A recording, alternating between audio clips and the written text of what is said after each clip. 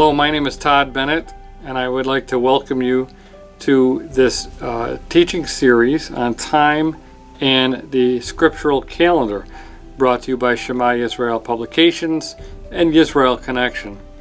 Now, many people feel that we are in the end of days right now, and they see the fulfillment and culmination of many prophetic events. But in order to truly understand prophecy in the context of the Scriptures, it's critical to understand time. And that's what we're going to be talking about in this series, is time and the Scriptural Calendar. You see, today, it's a very interesting day for me to be doing this. On the Gregorian calendar, it's October 12th, 2016. Now, those who follow the Jewish calendar, which is a traditional man-made calendar, are observing Yom Kippur, one of the holiest days, if not the holiest day of the year. Sadly, they're actually 1 month late. Yom Kippur took place last month on September 12th, 2016. So, it's a very bold statement to make, but the question is, how can I make that statement? Well, you see, we're currently on a Gregorian calendar system, but the Creator is not on that calendar. He's on his own calendar, which he describes in the Scriptures. The Roman Catholic Church essentially instituted the Gregorian calendar, and it was first implemented in October 1582, and it was named after Pope Gregory XIII. Now, it actually modified the Julian calendar, which was named after Julius Caesar. So all the calendars that we're currently observing, and even the predecessors of those calendars, derive from the Roman Empire. Calendars are important because they not only determine how to calculate and keep track of time, but they also establish where we are in time. For instance, the date that I just provided to you, the date of this particular teaching, is October 12th, 2016. So it tells us essentially that we are on day 12 in the month of October in the year of 2016. Well, what does that mean? October has 31 days as opposed to other months that have fixed durations of 28 days to 31 days. Now, the interesting thing is there are leap years put in at certain times, and that is all meant to keep the calendar somewhat aligned.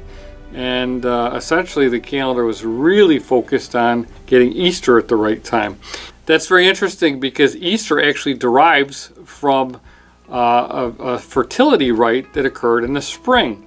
So the key was to keep Easter around the spring harvest time so that the fertility rites would occur at the correct time. That's the foundation of Easter, and we talk about that in other books such as Pagan Holidays, which is part of the Walk in the Light series, but that's not the subject we're talking about today.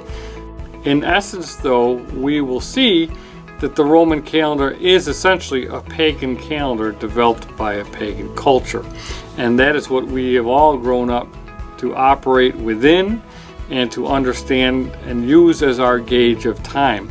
But that, again, is not what the Creator uses. And this is interesting this year because October is actually considered to be the 10th month in the Gregorian calendar, but the name actually hints at something different. And let's just talk about a few months leading up to and through October. For instance, September has the Latin root of septem, which means 7, although it's the 9th month on the Gregorian calendar.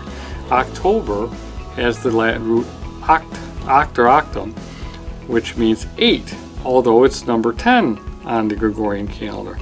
November has the Latin root of novum, which means 9, although November we know is the 11th month on the Gregorian calendar. And December has the root of deca, which is 10. It stands for 10, it means 10, but it's the 12th month in the Gregorian calendar. So what's going on here? How come October is the 10th month, but it really means 8, and November is the 11th month, but it really means 9, and so forth? It doesn't seem to make sense. Well, it really hints at the ancient aspect of this calendar. and it reveals that there was a different reckoning in the past. So there's just a little hint that we can see in our modern calendar that shows that there's something deeper, and it requires investigation. And that becomes particularly interesting when we look at the scriptures. And the scriptures are very specific about dates and times. And so it's particularly when we look at prophetic events. So it's important that we understand how to keep time scripturally so that we can understand when things are going to take place. Now, Yom Kippur is even more interesting when we look at this particular date that people are celebrating 1 month late. Yom Kippur is referred to as a moed in Hebrew, and moed means appointed time. So it's a specific time outlined in the scriptures. We'll speak about Yom Kippur further in this teaching series, but for now, let's simply discuss the fact that the scriptures provide that it occurs on day 10 of month 7. Okay? Now, as we already discussed, those who follow the Jewish calendar and any other traditional man-made calendar for that fact were a month off this year. Yom Kippur falls in month 7, which was last month, and we even see a hint of that in the Gregorian calendar itself. Remember, last month was September, and the root of September is septem, which means 7. This month is October. The root of that is octo, which means 8. And in fact, we are in the 8th month in the scriptural calendar. Now, we don't use the Gregorian calendar to determine when the scriptural appointed times occur. In fact, we don't use the Gregorian calendar at all when dealing with the scriptural calendar. But it is interesting to note that hidden beneath the surface of these names of these months, we do see an ancient reckoning of time that coincides with the ancient scriptural calendar. Now, Yom Kippur is even more interesting because the scriptures provide that Yom Kippur is actually the beginning of a year. In fact, one specific year called the Year of Jubilee. And every 50 years, the Year of Jubilee begins on Yom Kippur. And many people are expecting great prophetic events to happen at a future Jubilee. So getting dates right is very important. And I have to tell you, I was in Israel last month, the 7th month, and I was celebrating the appointed times at the proper time.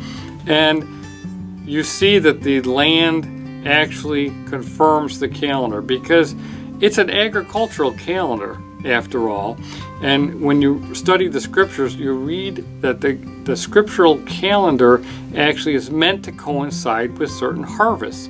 And those harvests then would result in first fruits that would then be brought to the temple in Jerusalem at specific times, and that's what these appointed times were gauged around. So it's very important that the scriptural calendar coincides with the harvest and is in synchronicity with the covenant land. And we're going to look at all of this, but as I was saying, I was in Jerusalem and the land clearly confirmed the calendar. It was clearly the time of the completion of the harvest, and it was the perfect time for people to bring their first fruits to Jerusalem. And again, we're rehearsing these appointed times. There is no temple. We can't do that, but we still would expect the calendar to coincide with these special and specific appointed times. And what I also observed was people that were just in the midst of confusion. I get emails regularly from people that they hear one thing or another, or some teaching on the calendar from somebody that's never even been to the land or doesn't really know much about this. Maybe they're just learning a little bit about it, and they put out a teaching. Well, I can say that I've been going to the land continuously, regularly for the past 15 years, with one of the focuses being to study the calendar. I've written about the calendar. Those of you that are familiar with the Walk in the Light series and have read the book The Appointed Times, it is very specific and very well researched on the calendar. So we're just not shooting from the hip here. This teaching is meant to set people straight because this is an area of great confusion. Imagine a time when people are supposed to be meeting with the Creator. Now, if you're the enemy Wouldn't you love to spread confusion in that respect so that people are meeting at the wrong time? There's only one calendar, and the Creator is only operating on one calendar. And there's such a spirit of confusion out there that it's very distressing. So it has to stop. People talk a lot about unity. Well, unity is not going to be achieved by following false calendars such as the Jewish calendar that is absolutely a man-made, fabricated calendar. It's not based upon the criteria provided in the Scriptures for the calendar and for the reckoning of time. So we can't go chasing false calendars and false doctrines just for the sake of being in unity with people. We need to follow truth. And that's what this series is going to be about. It's going to be about looking at the Scriptures and discerning what the true calendar is. So I hope you'll join me on this adventure. It's critical. It's time to roll up our sleeves, open up the Scriptures, and investigate this critical subject, because until we get it right, those truth seekers in the Messianic movement and the Hebrew Roots movement are never going to be in unity. They're going to be constantly fractured and divided because they don't understand this critical subject. It's critical to the heart of the Creator that we get this right, and therefore I encourage you to follow with us on this journey, follow with us through the Scriptures, through this teaching series, so that we can ultimately get to the truth and come together in unity.